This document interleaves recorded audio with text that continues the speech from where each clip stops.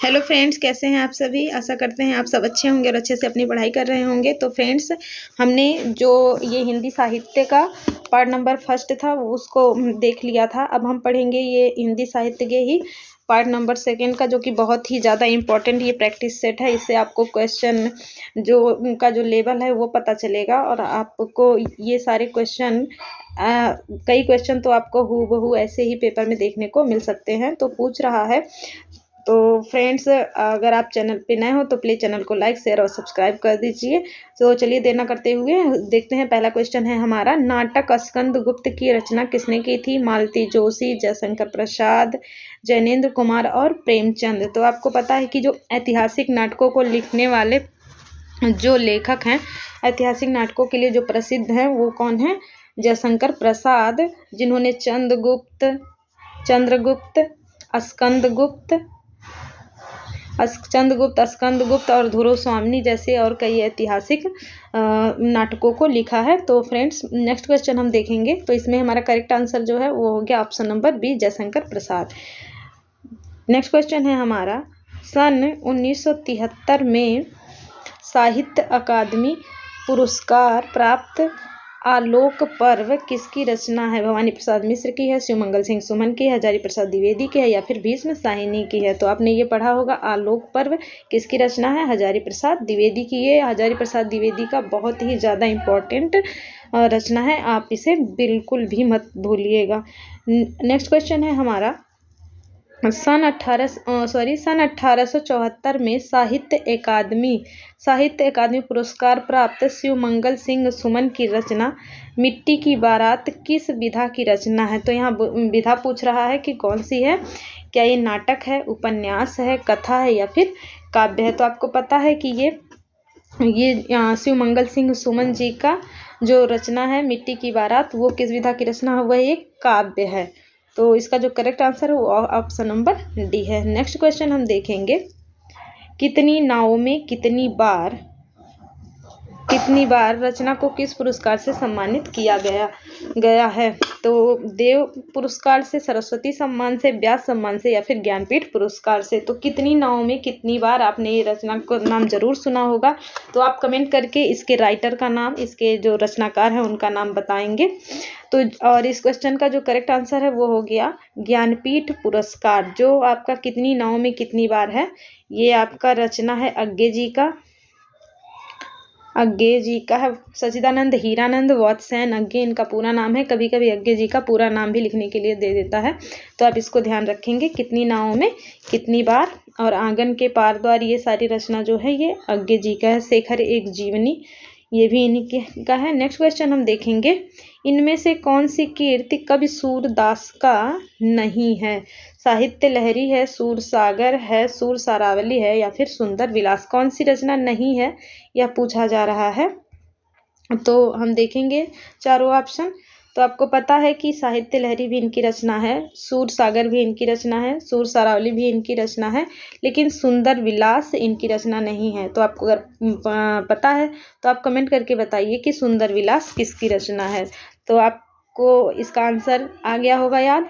जो सुंदर विलास है वो सुंदर दास जी की रचना है, सुंदर दास जी की रचना है, सुंदर विलास ना कि सूरदास की है। तो नेक्स्ट क्वेश्चन हम देखेंगे, निष्कमच उपन्यास किस लेखक की कीर्ति है। राजी सेठ की है, शिवानी की है, कृष्णा सोबती की है या फिर अमृता प्रीतम की है। तो आपको पता है निष्कमच, जो कि कई बार एग्जाम में पूछा जा चुका है।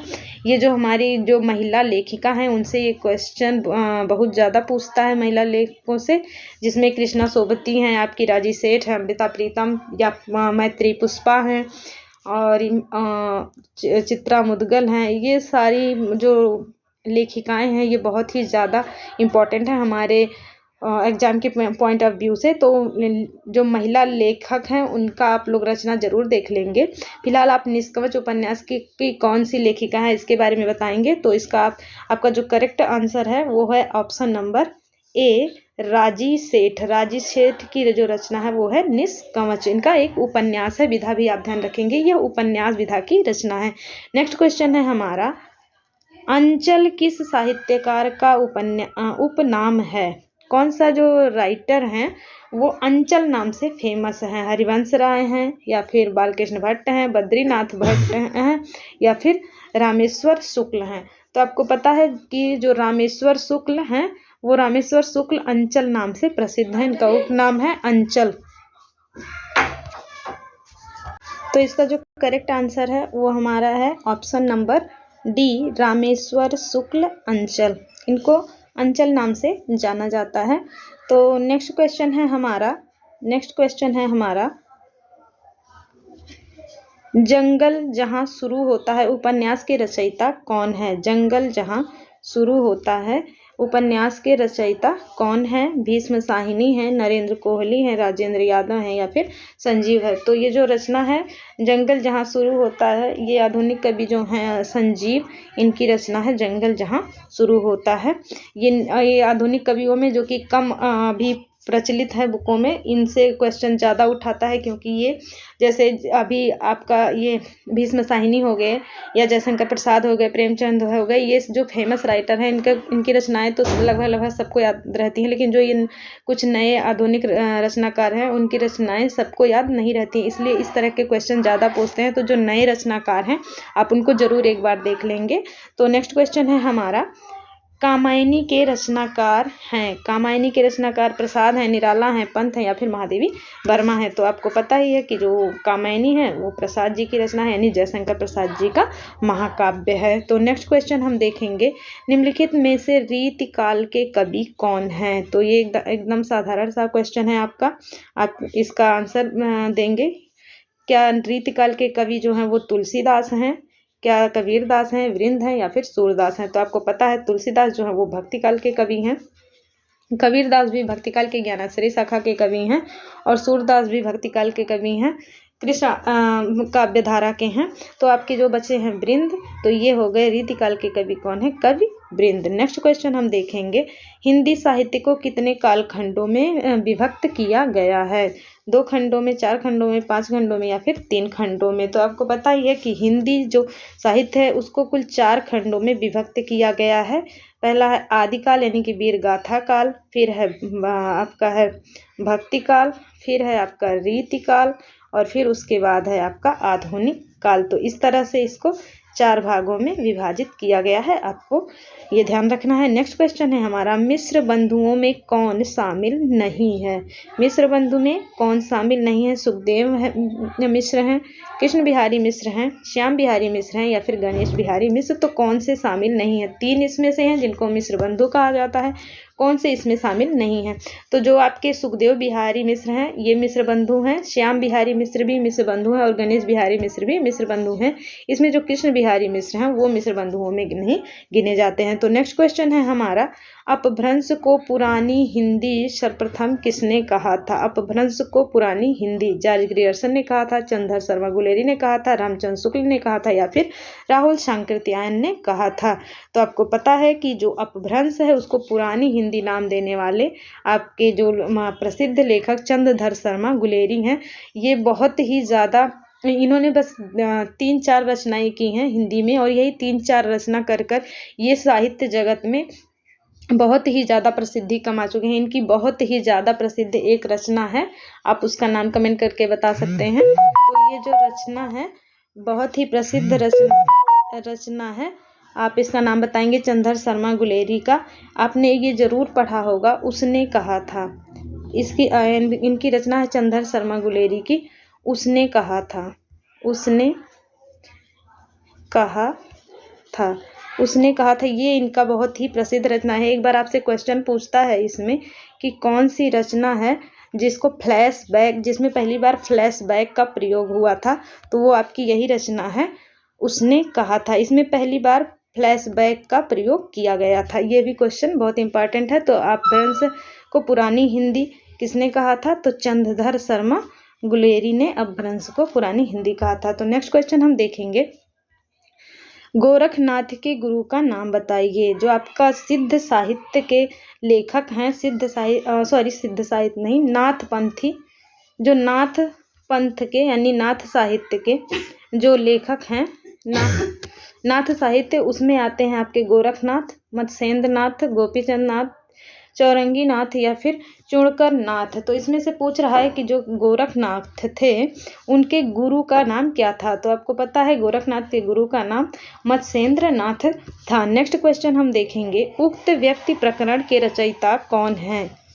जो आपका रचना है उक्त व्यक्ति प्रकरण, इसके रचयिता कौन है। दामोदर शर्मा हैं या फिर हेमचंद्र हैं, विजय सेन सूरी हैं या फिर शालिभद्र सूरी हैं। तो आपको पता है कि जो आपके ये रचयिता हैं उक्त व्यक्ति प्रकरण के हैं वो दामोदर शर्मा है। क्या आप बता सकते हैं कि जो उक्त व्यक्ति प्रकरण है ये इसकी विधा क्या है या इस बुक में क्या चीज़ बताया गया है। तो जो उक्त व्यक्ति प्रकरण है यह एक व्याकरण की रचना है, जो प्रथम हिंदी व्याकरण की रचना भी माना जाता है। यह व्याकरण की रचना है उक्त व्यक्ति प्रकरण। ये भी क्वेश्चन पूछा जाता है कि उक्त व्यक्ति प्रकरण में क्या चीज़ है, तो ये व्याकरण की पुस्तक है। तो नेक्स्ट क्वेश्चन है हमारा, मैथिल कोकिल से किसे कहा जाता है, यानी कि मैथिल कोकिल नाम से कौन प्रसिद्ध है। विद्यापति, आमिर खुसरो, चंद बरदाई या फिर हेमचंद। तो आपको पता ही है ये एक प्रसिद्ध क्वेश्चन है। जो मैथिल कोकिल हैं वो बिहार के जो रहने वाले कवि हैं वो हैं विद्यापति। इनकी जो बोली थी मैथिली थी, इसलिए इनको मैथिल कोकिल कहा जाता था। तो नेक्स्ट क्वेश्चन है हमारा क्वेश्चन नंबर 17 है हमारा, हिंदी का प्रथम महाकाव्य कौन सा है। हिंदी का प्रथम महाकाव्य पृथ्वीराज विजय है, रामचरितमानस है, पृथ्वीराज रासो है या फिर पद्मावत है। तो इन सब में जो हिंदी का प्रथम महाकाव्य कहा जा सकता है वह पृथ्वीराज रासो है। इसके जो रचनाकार हैं वो चंद्र बरदाई हैं। जो आपका पृथ्वीराज रासो है ये चंद्र बरदाई की रचना है, पृथ्वीराज रासो।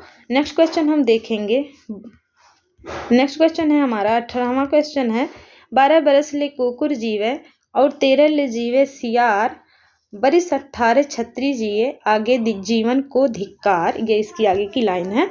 तो आपने इस लाइन को जरूर सुना होगा अगर आप साहित्य पढ़ते हैं तो।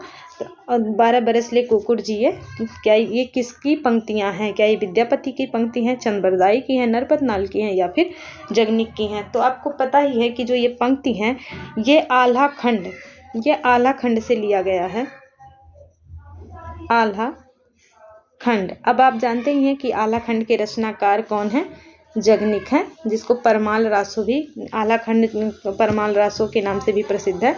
तो 12 बरस ले कुकुर जी हैं, इस पंक्ति के रचनाकार कौन है, कवि जगनिक हैं। तो नेक्स्ट क्वेश्चन हम देखेंगे, नेक्स्ट क्वेश्चन है हमारा, खालिक बारी किसकी रचना है। ये बहुत ही ज़्यादा इंपॉर्टेंट क्वेश्चन है। खालिक बारी रचना जो कई बार एग्जाम में पूछा जा चुका है। तो खलक रहीम की है, आमिर खुसरो की है या फिर अकबर की है। तो आपको पता ही है जो खालिक बारी रचना है ये आमिर खुसरो की रचना है। जो मुकरियाँ हैं, 2 सूखने हैं, खालिक बारी है, ये आमिर खुसरो की हैं। और इनको पहेलियों के पहले रचनाकार के रूप में जाना जाता है आमिर खुसरो को। और खड़ी बोली हिंदी में प्रथम रचना करने के लिए भी प्रसिद्ध कौन है, आमिर खुसरो हैं, जिन्होंने सबसे पहले खड़ी बोली का प्रयोग किया था अपनी रचनाओं में। नेक्स्ट क्वेश्चन हम देखेंगे, प्रेम सागर किसकी रचना है। मुंशी सदा सुखलाल की है, सदल मिश्र की है, लल्लू लाल जी की है या राम प्रसाद निरंजनी है। तो हम लोगों ने कल के वीडियो में भी देखा था कि प्रेम सागर रचना आया था और मैंने उसके बारे में आपको डिटेल में बताया था। तो ये जो है प्रेम सागर रचना है ये लल्लू लाल जी की सबसे प्रसिद्ध रचना है प्रेम सागर। तो इसका करेक्ट आंसर हो गया option number C. Next question हम देखेंगे, ज्ञान मार्गी शाखा के कवियों को किस नाम से जाना जाता है। सिद्ध कवि के नाम से, नाथपंथी कवि, भक्त कवि या फिर संत कवि। तो आपको पता है जो ज्ञान मार्गी शाखा के कवि हैं उनको संत कवियों के नाम से जाना जाता है। जैसे संत कबीरदास को संत कबीर के नाम से जाना जाता है। और जितने भी ज्ञान आश्रयी शाखा के कवि हैं उनको संत कवि के नाम से जाना जाता है। तो आपका जो ऑप्शन नंबर डी है वो करेक्ट हो गया। नेक्स्ट क्वेश्चन है हमारा, सूफी काव्य का उद्देश्य है। सूफी काव्य का क्या उद्देश्य है। प्रेम निरूपण है, काव्य शास्त्र निरूपण है, इस्लाम धर्म का प्रचार है, राष्ट्रीय चेतना है। तो आपको पता है सूफी काव्यों में राष्ट्रीय चेतना जैसी कोई बात नहीं की गई है। काव्य शास्त्र का निरूपण ये कोई व्याकरण की रचना नहीं है और ना ही इस्लाम धर्म के प्रचार प्रसार की तो बात ही नहीं की गई है। जो सूफी काव्य है वो प्रेम निरूपण का, प्रेम आश्रयी शाखा का जो काव्य होता था वही सूफी होता था। तो इसलिए ये सूफी काव्य जो है वो प्रेम निरूपण का काव्य है। नेक्स्ट क्वेश्चन है हमारा, ज्ञानदीप किसकी रचना है? ज्ञानदीप जो रचना है उसके कवि कौन है? कवि वृंद है, भूषण है, शेख नवी है या फिर रहीम है? ये रही नहीं रहेगा, रहीम लिखा हुआ है।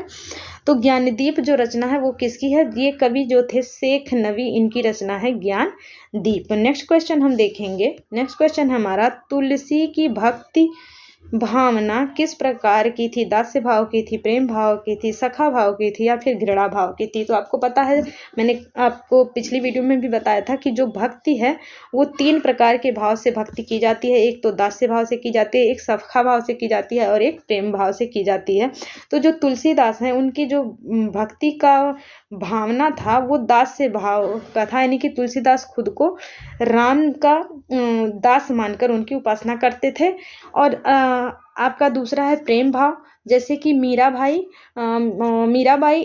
ये जो इनकी जो भक्ति था उसका भाव था प्रेम। वो कृष्ण को पति के रूप में यानी कि माधुर्य भाव में उनका गुणगान करती थी। और सखा भाव, जो आपके सूर्यदास जी हैं जो कृष्ण की भक्ति करते थे, वो उनको अपना सखा मित्र मान के वो अपनी रचनाएं करते थे। तो नेक्स्ट क्वेश्चन, तो इस क्वेश्चन का करेक्ट आंसर हो गया ऑप्शन नंबर ये, दास्य भाव। तुलसीदास जो है वो दास्य भाव से काव्य करते थे। नेक्स्ट क्वेश्चन है हमारा, अब लो नशानी अब लो नशन हो किसकी पंक्ति है? ये बहुत ही ज़्यादा फेमस रचना है।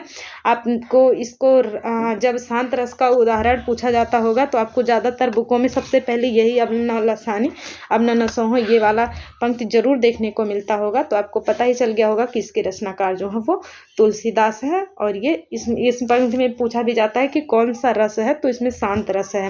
नेक्स्ट क्वेश्चन है हमारा, भक्तिमाल के रचनाकार कौन है? रैदास है, नाभादास है, धर्मदास है या फिर जीवादास है? तो आप ये नाभादास की बहुत ही प्रसिद्ध रचना है, तो इनके रचनाकार कौन हो गए? नाभादास। सूरदास के गुरु कौन थे? सूरदास के गुरु कौन थे? आपका नेक्स्ट क्वेश्चन है, सूरदास के गुरु कौन थे? रामानंद थे, रामादास थे, वल्लभाचार्य थे या फिर विट्ठलनाथ थे? तो आपको पता है सूरदास के जो गुरु थे वो वल्लभाचार्य थे। तो आपका करेक्ट आंसर हो गया option number C. Next question है हमारा, रीतिकाल को अलंकृत काल किसने कहा था? मिश्र बंधु ने, आचार्य रामचंद्र शुक्ल ने, विश्वनाथ प्रसाद मिश्र ने या फिर डॉक्टर रामकुमार वर्मा ने? तो किसने जो है वो रीतिकाल को अलंकृत काल कहा था? तो आपको पता है मिश्र बंधुओं ने रीतिकाल को अलंकृत काल कहा था। नेक्स्ट क्वेश्चन है हमारा, विज्ञान गीता के लेखक हैं? जो विज्ञान गीता रचना है उसके लेखक कौन है? विज्ञान गीता ये बहुत प्रसिद्ध रचना है। क्या ये सेनापति की रचना है, चिंतामणि की है, केशव दास की है या फिर भिखारी दास की है? तो आपको पता है विज्ञान गीता जो है वो केशव दास की रचना है। आपको केशव दास की और रचनाओं को ध्यान रखेंगे, जैसे आपका कवि प्रिया हो गया, रामचंद्रिका हो गया, ये सारी रचनाएं केशवदास की बहुत ही ज़्यादा प्रसिद्ध हैं और ये एग्जाम में अक्सर ये रिपीट होता रहता है, पूछा जाता रहता है। तो चलिए नेक्स्ट क्वेश्चन हम देखते हैं, बिहारी किस राजा के दरबारी कवि हैं? तो आपने बिहारी जी की जीवनी जरूर पढ़ी होगी, उसमें आपको पता चला होगा कि जो बिहारी जी हैं वो किस राजा के दरबारी कवि थे। फ्रेंड्स, अगर आपको ये वीडियो पसंद आ रहा हो तो प्लीज़ चैनल को सब्सक्राइब ज़रूर कर दीजिएगा। मैं बार बार सब्सक्राइब करने के लिए कहती नहीं हूँ, तो क्योंकि बार बार अच्छा नहीं लगता। जिसको कंटेंट पसंद आएगा वो खुद सब्सक्राइब करेगा, लेकिन फिर देखते हैं कि अगर नहीं कहा जाता तो आप सब नहीं करते भी नहीं हैं। इसलिए प्लीज़ मैं कह रही हूँ, एक बार आप चैनल को सब्सक्राइब जरूर कर लें अगर आपको वीडियो पसंद आ रहा हो तो चलिए देर ना करते हुए इस क्वेश्चन का आंसर देखते हैं कि इस क्वेश्चन का जो करेक्ट आंसर है वो आंसर है जय सिंह। राजा जय सिंह के दरबारी कवि थे कवि बिहारी। इनके दरबार में ये आश्रय में राजा जय सिंह के आश्रय में रहते थे कवि बिहारी। नेक्स्ट क्वेश्चन है हमारा, सितारे हिंद किस लेखक का उपनाम है? सितारे हिंद किस लेखक का उपनाम है? राजा लक्ष्मण सिंह, बाल मुकुंद गुप्त, राजा शिव प्रसाद या राजेंद्र प्रसाद? तो आपको पता है सितारे हिंद के नाम से राजा शिव प्रसाद सिंह सितारे हिंद के नाम से फेमस हैं। आपने साहित्य में एक चीज़ पढ़ा होगा, 2 लेखक राजा द्वय के नाम से बहुत ही ज़्यादा प्रसिद्ध हैं। तो अगर इसका आपको आंसर पता है तो प्लीज़ राजा द्वय के नाम से कौन प्रसिद्ध हैं? राजा द्वय के नाम से कौन से 2 कवि प्रसिद्ध हैं, कौन से 2 लेखक प्रसिद्ध हैं, उनका नाम प्लीज़ कमेंट करके आप बताइए। नेक्स्ट क्वेश्चन है हमारा, भेजे मन भावन उद्धव के आवन की सुधि ब्रज गावन में पावन जब लगी। तो ये बहुत ही ज़्यादा इम्पोर्टेंट लाइन है और आपको ऑप्शन भी देखिए ये कंफ्यूज करने वाले मिलेंगे। उद्धव नाम से रचना है, यानी कि सूरदास की रचना भी इस नाम से मिलती है, कुंभन दास की भी मिलती है, नंद दास की मिलती है और जगन्नाथ दास रत्नाकर की भी मिलती है। तो आपको बताना है। इस तरह के क्वेश्चन बहुत ही ज़्यादा पूछे जाते हैं क्योंकि इसमें पता नहीं ये कृष्ण भक्ति शाखा वाला है रचना, लेकिन ये चारों कवियों ने कृष्ण के बारे में लिखा है तो आपको कन्फ्यूजन होता है। तो इस लाइन को आप याद रखेंगे, ये कवि जगन्नाथ दास रत्नाकर जी की पंक्ति है। तो नेक्स्ट क्वेश्चन है हमारा, भारत दुर्दशा नाटक के रचनाकार कौन हैं? भारत दुर्दशा, आपने अगर आधुनिक काल में रचनाएं पढ़ी होंगी सर्वप्रथम गद्य काल का, तो उसमें ये नाटक आपको दिखा होगा भारत दुर्दशा। क्या जयशंकर प्रसाद का है, राम कुमार वर्मा का है, भारतेंद्र हरिश्चंद्र का है या फिर डॉक्टर लक्ष्मी नारायण लाल का है? तो आपको पता है भारत दुर्दशा, अंधेर नगरी, ये सारी रचनाएं किसकी हैं? भारतेंद्र हरिश्चंद्र की हैं। तो नेक्स्ट क्वेश्चन हम देखेंगे। नेक्स्ट क्वेश्चन है हमारा, आचार्य महावीर प्रसाद द्विवेदी द्वारा रचित अर्थशास्त्र विषय का ग्रंथ है। अर्थशास्त्र की भूमिका है, आर्थिक व्यवस्था है, भारतीय अर्थ नीति है या फिर संपत्ति शास्त्र है? तो जो महावीर प्रसाद द्विवेदी ने अर्थशास्त्र के विषय में रचना लिखी है तो उस रचना का जो नाम है वो अर्थशास्त्र नाम से ये रचना लिखा गया है, जिसमें संपत्ति शास्त्र के नाम से ये रचना लिखा गया है, जिसमें अर्थशास्त्र के बारे में जानकारी दी गई है। और ये रचना जो है महावीर प्रसाद जी की बहुत ही ज़्यादा प्रसिद्ध रचना है। अगर महावीर प्रसाद जी के रचनाओं में से कुछ पूछा जाता है तो संपत्ति शास्त्र सबसे पहले उसका नाम आता है। नेक्स्ट क्वेश्चन है हमारा, इनमें से कौन सी जयशंकर प्रसाद जी की रचना है? तो परिमल है, नीरजा है, कामायनी है या फिर अनामिका है? तो जयशंकर प्रसाद जी की रचना जो विश्व प्रसिद्ध रचना है वो कामायनी आपका महाकाव्य है। ये तो हर एक को मालूम है, इजी सा क्वेश्चन है। तो चलिए देर ना करते हुए नेक्स्ट क्वेश्चन हम देखते हैं। ठेठ हिंदी का ठाठ किसकी रचना है? ठेठ हिंदी का ठाठ जो रचना है इसमें से जो तिरीश्वर ठाकुर का है, अयोध्या सिंह उपाध्याय हरिऔध का है, किशोरी लाल दास वाजपेयी का है या फिर चंद्र शर्मा गुलेरी का है? तो आपको पता है जो ठेठ हिंदी की ठाठ रचना है ये अयोध्या सिंह उपाध्याय हरिऔध की है। ये इनकी बहुत ही ज़्यादा प्रसिद्ध रचना है। आपको अगर मिलेगा टाइम तो इस बुक को इस रचना को आप ज़रूर पढ़िए, बहुत ही अच्छी रचना है ये। नेक्स्ट क्वेश्चन है हमारा, छायावाद को स्थूल के प्रति सूक्ष्म का विद्रोह किसने कहा है? तो ये जो बहुत ही ज़्यादा फेमस लाइन है, अगर छायावाद के स्टेटमेंट में से कोई क्वेश्चन देता है तो ये क्वेश्चन ज़रूर पूछा जाता है। और ये कथन को जो कहने वाले हैं वो डॉक्टर नगेंद्र, आप एक आलोचक हैं, ये इन्होंने छायावाद को क्या बोला था? स्थूल के प्रति सूक्ष्म का विद्रोह बोला था। नेक्स्ट क्वेश्चन है हमारा, कौन सी रचना आधुनिक काल का राम काव्य है? तो आपको पता है कि कौन सी रचना राम काव्य है? तो रामचरितमानस भी राम काव्य है, साकेत भी राम काव्य है, रामचंद्रिका भी है और पौंचर्यु भी है। लेकिन ये यहाँ ध्यान देने योग्य बात है कि आधुनिक काल का पूछा जा रहा है, तो जो साकेत है इसमें रामायण के ही घटना को वर्णन किया गया है, लेकिन इसमें जो नायक नायिका के रूप में उर्मिला और लक्ष्मण को रखा गया है, जो मैथिली शरण गुप्त की रचना है। मैथिली शरण गुप्त की रचना है, आप इसको ध्यान रखेंगे, बहुत ही प्रसिद्ध रचना है। नेक्स्ट क्वेश्चन है हमारा, कामायनी को छायावाद का उपनिषद किसने कहा था? डॉक्टर नगेंद्र ने, मुक्तिबोध ने, डॉक्टर इंद्रनाथ मदान ने या फिर शांतिप्रिय द्विवेदी है? तो उपनिषद किसने कहा था? सूक्ष्म के प्रति विद्रोह कहा था डॉक्टर नगेंद्र ने और उपनिषद कहा था छायावाद को शांतिप्रिय द्विवेदी ने। तो आपका जो करेक्ट आंसर हो गया वो हो गया शांतिप्रिय द्विवेदी। नेक्स्ट क्वेश्चन है हमारा, कुकुरमुत्ता के रचयिता कौन है? कुकुरमुत्ता पंत की है, निराला की है, महादेवी वर्मा की है या फिर प्रसाद की है? तो कुकुरमुत्ता जो कि सूर्यकांत त्रिपाठी निराला जी की बहुत ही ज़्यादा प्रसिद्ध रचना है। नेक्स्ट क्वेश्चन, ये क्वेश्चन देखिए, आपको इसको समझिए कि ये कितना ही बढ़िया क्वेश्चन बनाया हुआ है। और ऐसे ही क्वेश्चन जो है डिफ़िकल्ट करना होता तो इस तरह के क्वेश्चन आपको बनाता है। और बीपीएससी पेपर ले रहा है तो आपको पता है कि लेवल इस तरह का वो रखेगा, आपको इस तरह के क्वेश्चन देखने को मिल सकते हैं। भक्तिन डैश का प्रसिद्ध डैश रेखा चित्र है? भक्तिन जो है वो किस रचनाकार का प्रसिद्ध क्या है? क्या महादेवी वर्मा का जीवनी है, महादेवी वर्मा का संस्मरण और रेखा चित्र है, सुभद्रा कुमारी चौहान का जीवनी और रेखा चित्र है, या सुभद्रा कुमारी चौहान का संस्मरण और रेखा चित्र है। तो आपको पता है भक्तिन जो रचना है वो महादेवी वर्मा का है और एक संस्मरण है और रेखा चित्र है। तो जो इसका करेक्ट आंसर हो गया option number B, Mahadevi Verma का संस्मरण है। नेक्स्ट क्वेश्चन है हमारा, प्रकृति के चतुर चितेरे कवि किसे कहा जाता है। तो आपको पता है कि प्रकृति का चतुर चितेरा कवि के नाम से कौन प्रसिद्ध है, भवानी प्रसाद मिश्र या फिर सूर्यकांत त्रिपाठी निराला या फिर जयशंकर प्रसाद या सुमित्रानंदन पंत। तो प्रकृति का चितेरा कवि किसे कहा जाता है, सुमित्रानंदन पंत को, या प्रकृति का सुकुमार कवि भी कहा जाता है, सुकुमार कवि भी इन्हीं को कहा जाता है।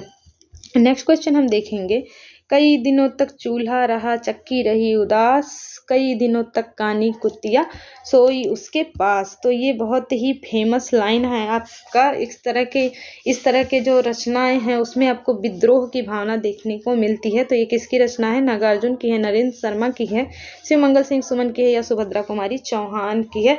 जो पूरे आधुनिक कवियों में जो सबसे प्रखर तरीके से अपनी बात रखने के लिए प्रसिद्ध हैं, एकदम खरी खरी सुनाने के लिए प्रसिद्ध हैं, वो आपके हैं नागार्जुन, बाबा नागार्जुन के नाम से प्रसिद्ध जो आपके लेखक हैं बैजनाथ मिश्र। इनका असली नाम था बैजनाथ मिश्र, जो नागार्जुन के नाम से प्रसिद्ध हैं।